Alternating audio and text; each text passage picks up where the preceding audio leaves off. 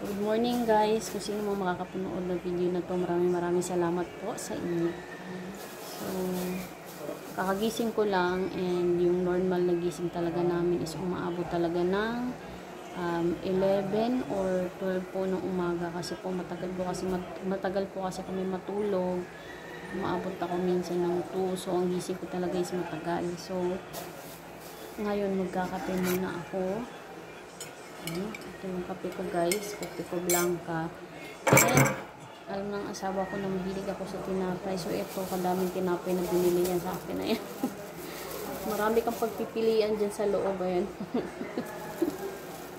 Tapos ang sasarap pa naman ng tinapay na to. Kaso lang wala na yung paborito ko, yung dala niya kagabi. Hindi ako tinira. Dami tuloy langgam na maliliit.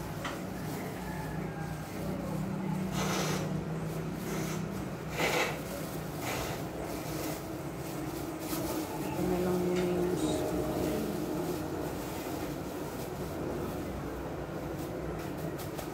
malambot yung star.